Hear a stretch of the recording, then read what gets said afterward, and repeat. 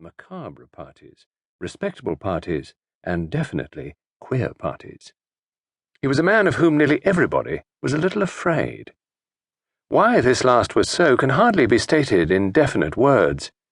There was a feeling, perhaps, that he knew a little too much about everybody, and there was a feeling, too, that his sense of humour was a curious one.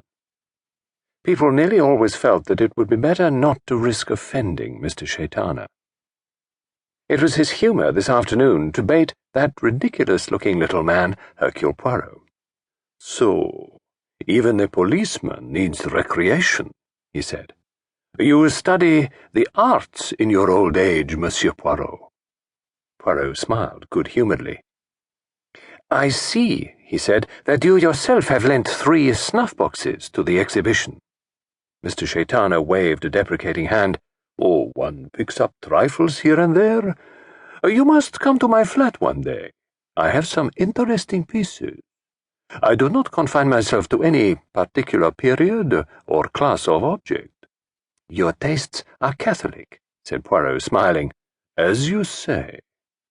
Suddenly, Mr. Shaitana's eyes danced. The corners of his lips curled up. His eyebrows assumed a fantastic tilt. "I could even show you objects in your own line, Monsieur Poirot." "You have, then, a private, black museum?" "Bah!" Mr. Shaitana snapped disdainful fingers.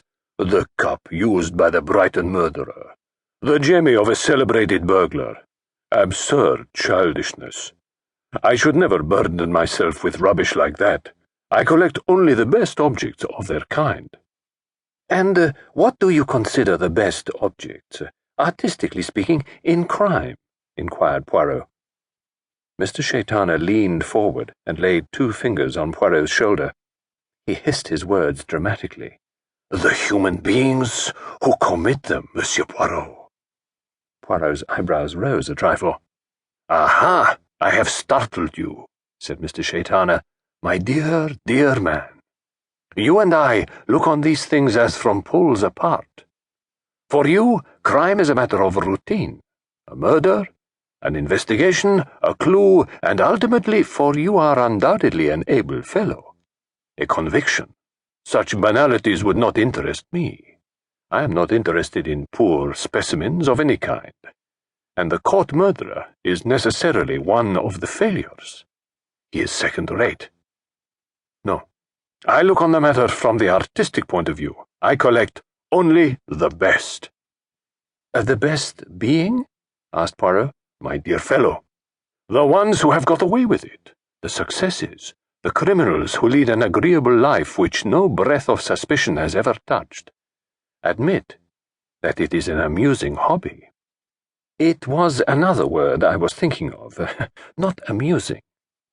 "An idea," cried Shaitana, paying no attention to Poirot. "A little dinner. A dinner to meet my exhibits. Really, that is a most amusing thought.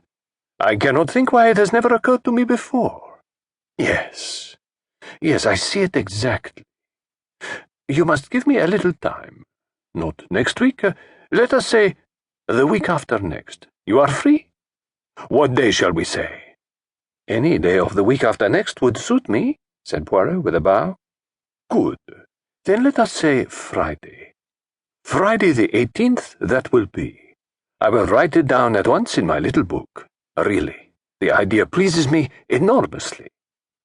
"I am not quite sure if it pleases me," said Poirot slowly. "I do not mean that I am insensible to the kindness of your invitation. No, not that." Shaitana interrupted him. "But it shocks your bourgeois sensibilities. My dear fellow, you must free yourself from the limitations of the policeman mentality." Poirot said slowly, "It is true that I have a thoroughly bourgeois attitude to murder." "But, my dear, why? A stupid, bungled, butchering business, yes, I agree with you, but murder can be an art. A murderer can be an artist." "Oh, I admit it." "Well then," Mr. Shaitana asked, "but he is still a murderer."